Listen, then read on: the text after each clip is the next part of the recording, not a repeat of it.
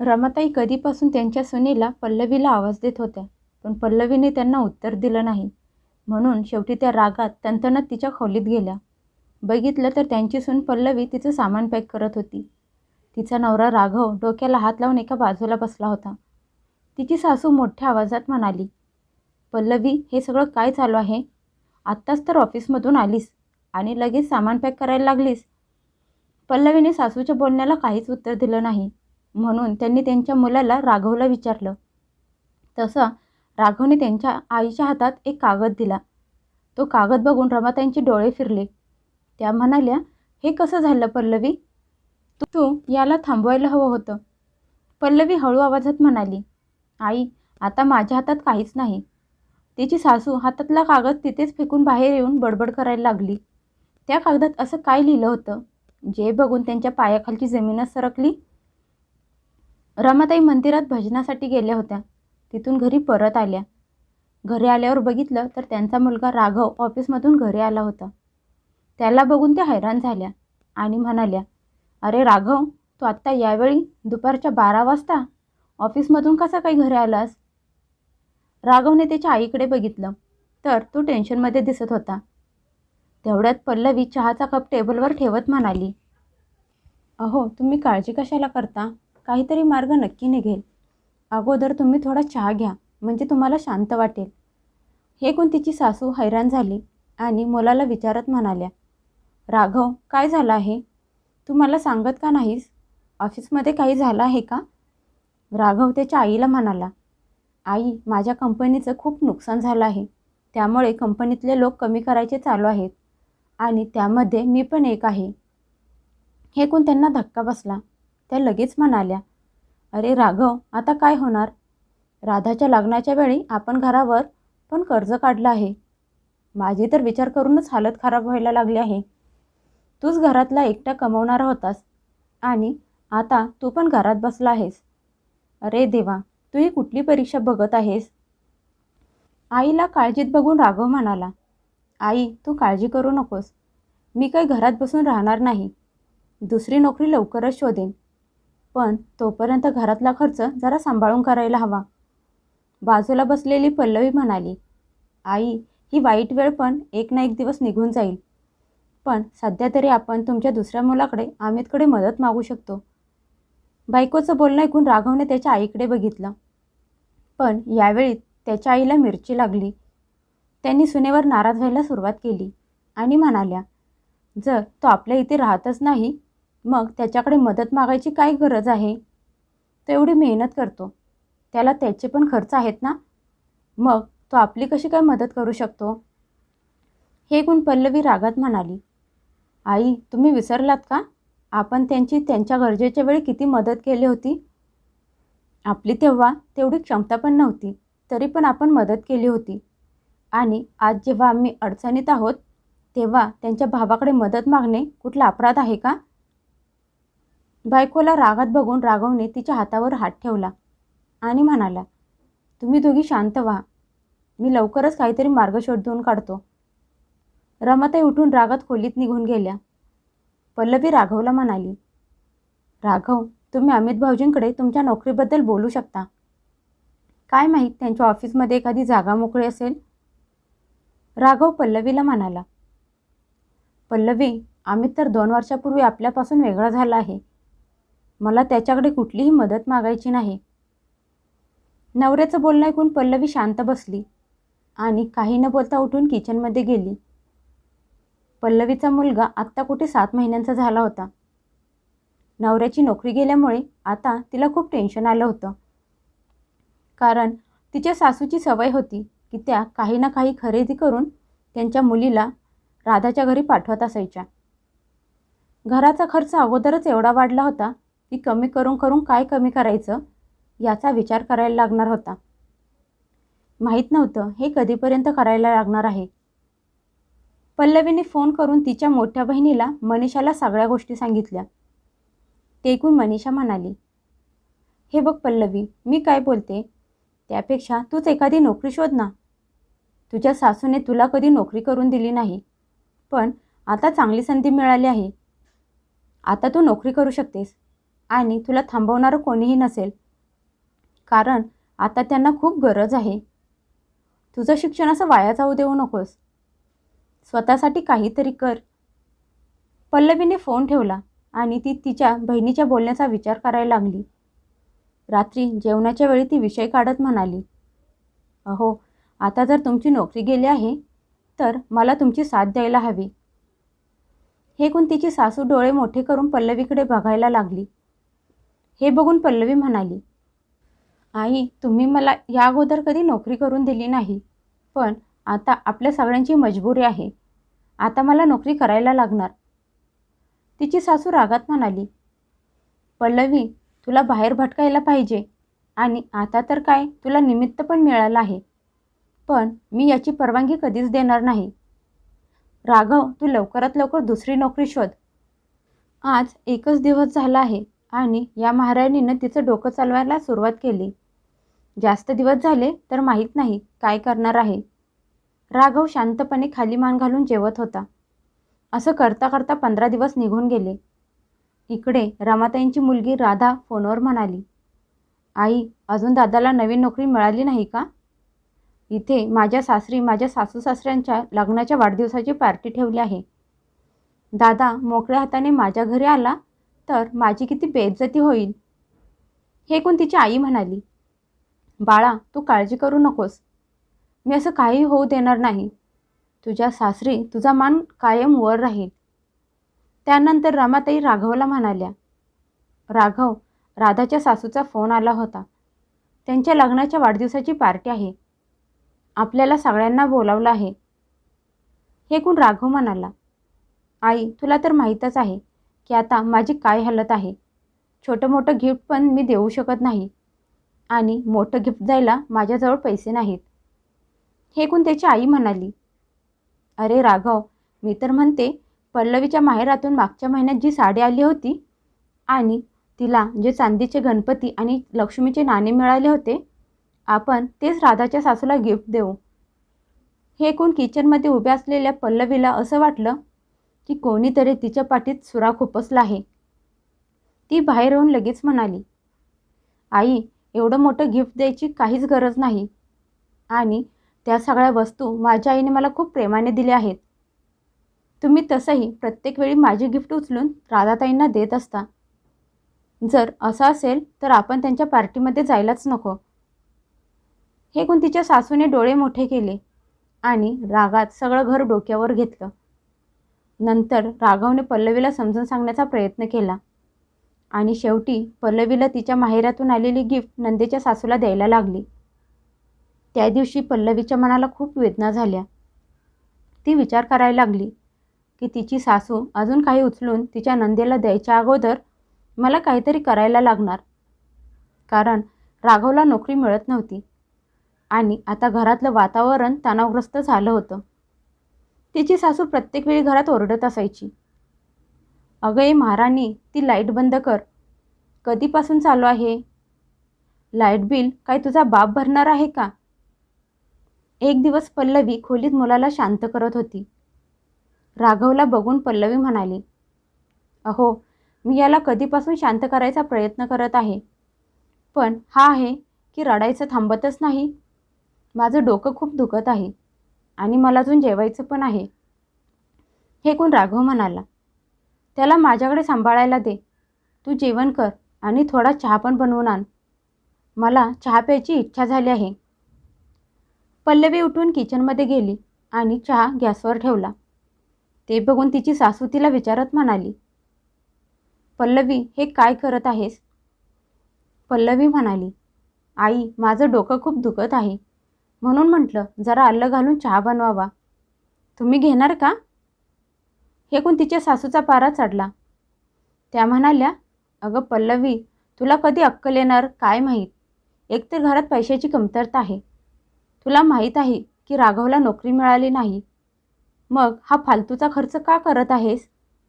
चहा राहू दे करायचा, तू जेवणाची तयारी कर. असं म्हणत तिची सासू गॅस बंद करून निघून गेली आणि पल्लवी त्यांच्याकडे बघत राहिली. ती खोलीत जाऊन राघवला म्हणाली, राघव, हे कधीपर्यंत असंच चालू राहणार आहे? तुम्ही प्रयत्न का करत नाहीत? राघव पल्लवीला टेन्शनमध्ये बघून म्हणाला. पल्लवी, तुला असं का वाटत आहे की मी प्रयत्न करत नाही? अगं, नोकरीच्या काळजीत मला रात्रभर झोप पण लागत नाही. 1 महिना होत आला. मी खूप जागेवर इंटरव्ह्यू दिला आहे, पण अजून काहीच उत्तर मिळालं नाही. वाईट वेळ आहे, थोडी वाट बघ. पल्लवी रागात बेडवर बसली आणि म्हणाली, माझी वाईट वेळ तर कधीपासून सुरू झाली आहे काय माहीत. तुमची तर आज ना उद्या संपेल, पण माझी माहीत नाही कधी संपणार आहे. या घरात मी माझ्या मर्जीने 1 कप चहा पण बनवून पिऊ शकत नाही. हे ऐकून राघवला समजलं की नक्की काय झालं होतं, पण काहीतरी बोलता बोलता थांबला, कारण घरातली शांती पण महत्त्वाची होती. आईच्या विरोधात जाणं एक मोठी गोष्ट होती. हळूहळू 2 महिने होऊन गेले आणि अचानक एक मेल आला. तो बघून पल्लवी आनंदाने नाचायला लागली. पल्लवीने तो मेल राघवला दाखवला. त्याचा राघव पण खूप खुश झाला.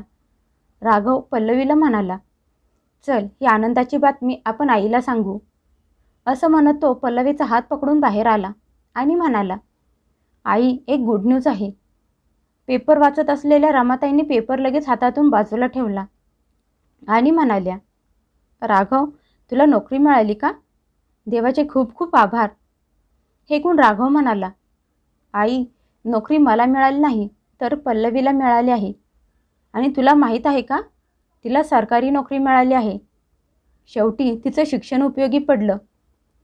हे ऐकताच तिच्या सासूच्या चेहऱ्यावरचा आनंद क्षणात गायब झाला. घरात थोडा वेळ शांतता पसरली. पल्लवीला माहीत होतं की तिची सासू फसली आहे, कारण तिच्या सासूची कधीच अशी इच्छा नव्हती की त्यांच्या सुनेने बाहेर नोकरी करावी. पण आता सरकारी नोकरीला कशा नाकारू शकत होत्या?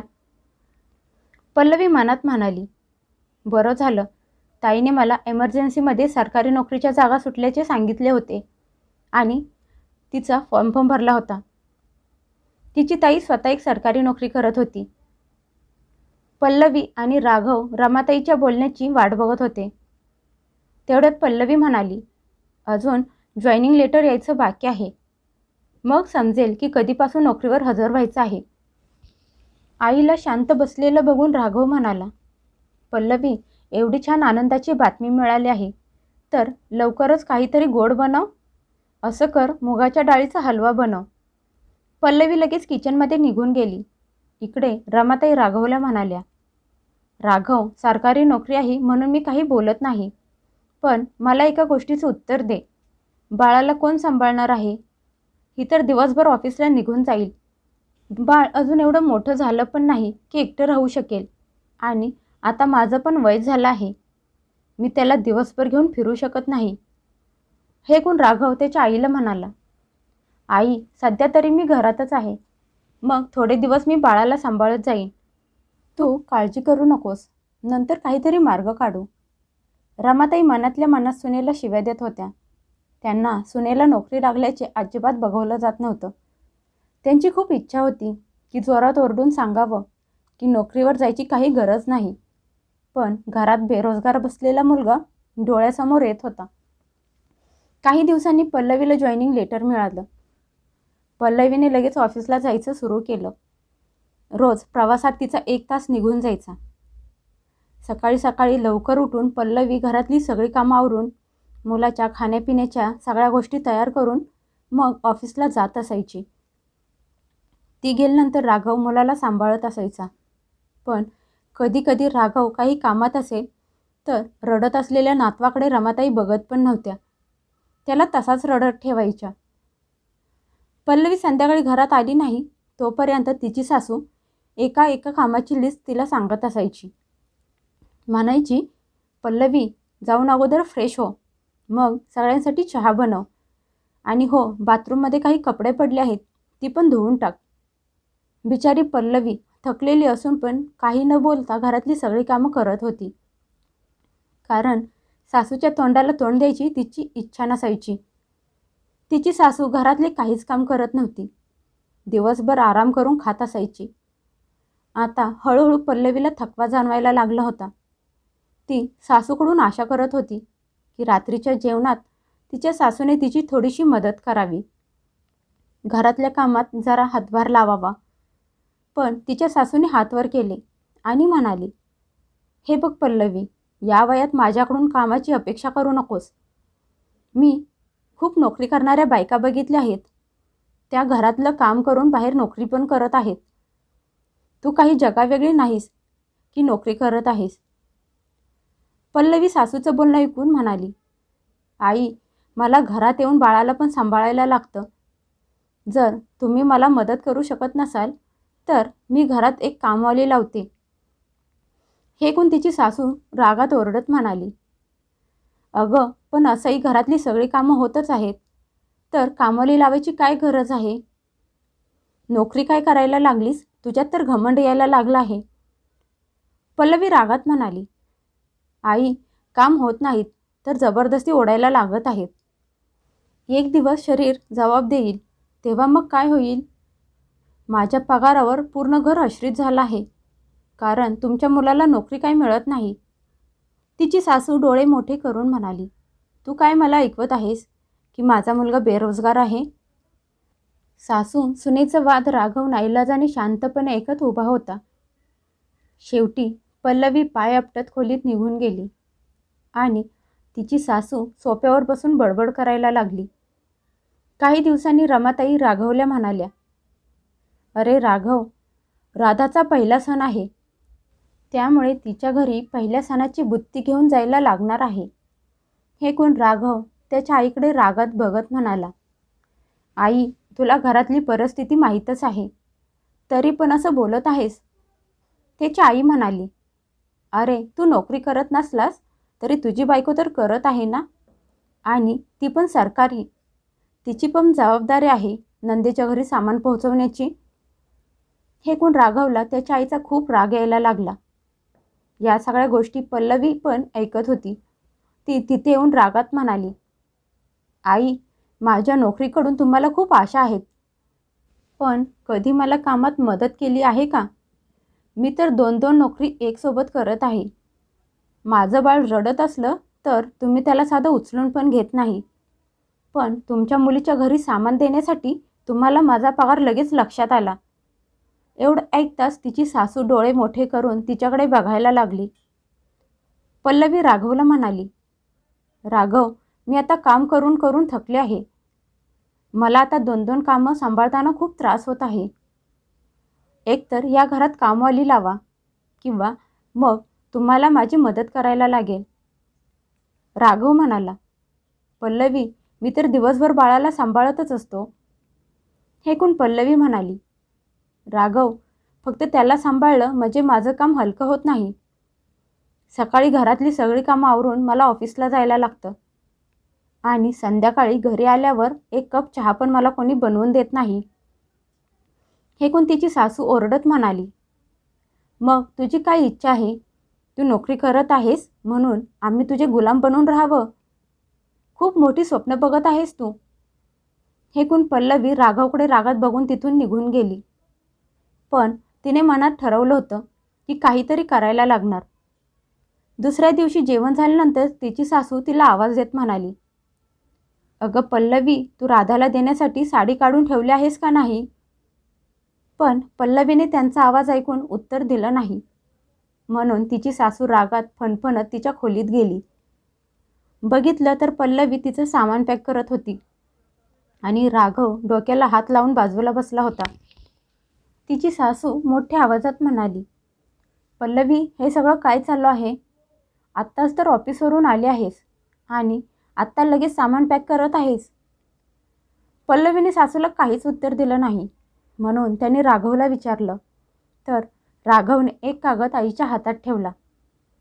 तो बघून रमाताईंच्या पायाखालची जमीनच सरकली. त्या म्हणाल्या, पल्लवी, तुला हे सगळं थांबवायला हवं होतं. पल्लवी हळू आवाजात म्हणाली, आई, आता माझ्या हातात काहीच नाही. तिच्या सासूने तो कागद तिथेच टाकला आणि बाहेर येऊन बडबड करायला लागली. तो कागद पल्लवीची ट्रान्सफर ऑर्डर होती. पल्लवीने तिचं सामान पॅक केलं, बाजूला ठेवलं आणि झोपली. दुसऱ्या दिवशी उठल्यावर पल्लवी राघव आणि सासूच्या समोर म्हणाली, हो, ही ट्रान्सफर अचानक झाली आहे. जेवढी नवीन भरती झाली आहे त्यांच्या सगळ्यांचीच झाली आहे. तिथं मनीषाताई राहते, त्यामुळे मला काही त्रास होणार नाही, कारण मी रोज एवढा मोठा प्रवास करू शकत नाही. मनीषाताईची मुलगी माझ्या मुलाला सांभाळत जाईल. मी याबद्दल ताईसोबत बोलले आहे, असं म्हणत पल्लवी ऑफिसला निघून गेली. हे ऐकून तिची सासू राघवला म्हणाली, राघव, काहीही करून तू तिची बदली थांबव. बाळा, तू तर बेरोजगार आहेस आणि ती जर तिकडे राहायला गेली तर काय होणार? एक एक रुपयासाठी तिच्या पुढे हात पसरायला लागणार. तिथं गेल्यावर माहीत नाही ती काय करेल. राघव त्याच्या आईला म्हणाला, आई, मी काय करू शकतो? तू तर तिची ट्रान्सफर ऑर्डर बघितलीच आहेस. संध्याकाळी पल्लवी घरी आल्यावर म्हणाली, मला परवा निघायचं आहे. त्या अगोदर मला माझं सगळं सामान पॅक करून ठेवायला हवं. राघव आणि तिची सासू काही बोलू शकत नव्हते. दोघं एकमेकांच्या तोंडाकडे बघत होते. 2 दिवसांनी पल्लवीच्या जाण्याची वेळ आली, तेव्हा तिच्या सासूच्या डोळ्यात पाणी आलं. त्या म्हणाल्या, पल्लवी, असं करू नकोस, तुझी बदली थांबव.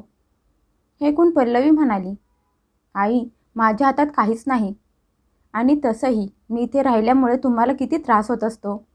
माझा मुलगा रडतो तेव्हा तुमची झोप मोडत असते. आता तुम्ही लोक इथे आरामात राहा. हे ऐकून रमाताईंना धक्का बसला. आता पल्लवी गेल्यावर त्या घर कशा सांभाळणार? आता सून निघाली आहे तर त्यांना सगळं समजायला लागलं होतं. त्यांनी राघवला इशारा केला आणि पल्लवीला परत म्हणाल्या, पल्लवी, तू फक्त तुझी बदली थांबव. आजपासून तुला घरातल्या कामाची काळजी करायला लागणार नाही. मी आहे ना, मी सगळं सांभाळून घेईन. राघव पण लगेच म्हणाला, पल्लवी, रात्रीचं जेवण मी बनवत जाईन आणि तुला घरी आल्यावर काही काम करायला लागणार नाही. मी रात्रीचं मुलाला झोपवत पण जाईन. तू काहीही करून तुझी बदली रद्द कर. दोघं माईलेकरं पल्लवीच्या पुढे एवढ्या विनवण्या करत होते की जर मान्य झाली नाही तर त्यांच्यावर आभाळ कोसळेल. पल्लवी राघवकडे बघून म्हणाली, राघव, सध्या तरी मला जायला लागणार आहे, कारण माझी बदली तर झाली आहे. मी अर्ज केला तर कदाचित तो मंजूर पण होऊ शकतो. असं म्हणत पल्लवी निघून गेली. पल्लवी खरं तर तिच्या भावाच्या घरी गेली होती. तो याच शहरात राहत होता. हे सगळं नाटक तिने तिच्या सासूला आणि नवऱ्याला अद्दल घडवण्यासाठी केलं होतं, कारण दोघेही तिच्यावर आश्रित झाले होते. पल्लवी गेल्यानंतर त्या दोघांना पल्लवीचा घरात असण्याचा खरा अर्थ समजला होता. आता राघव फोन करून सारखा सारखा विचारत असायचा की बदलीचा अर्ज मंजूर झाला की नाही. पल्लवीच्या बदलीच्या एका नकली कागदाने राघव आणि रमाताईंवर खूप मोठा परिणाम झाला होता. त्याचा पल्लवीने कधी स्वप्नात पण विचार केला नव्हता. 1 महिन्यानंतर पल्लवी म्हणाली, माझ्या बदलीचा अर्ज मंजूर झाला आहे आणि मी घरी परत येत आहे. जेव्हा पल्लवी घरी परत आली तेव्हा तिने त्या दोघांमध्ये खूप मोठा बदल झालेला बघितला. तिची सासू रोज सकाळी तिचं टिफिन पॅक करत असायची, घरातली कामं करत असायची. राघव संध्याकाळी घरी आल्यावर तिला चहा बनवून देत असायचा. आत्ता कुठे पल्लवीला तिच्या आयुष्यात तो आराम मिळाला होता ज्याची तिने कधी कल्पना केली होती. काही काळानंतर राघवला पण नोकरी मिळाली. तिची सासू आता घर आणि नातवाला एकटी सांभाळत होती आणि आता हे सगळं करताना त्यांना काहीच प्रॉब्लेम होत नव्हता. पल्लवीने केलेल्या बदलीच्या एका नाटकामुळे तिच्या नवऱ्याची आणि सासूची अक्कल जागेवर आली होती.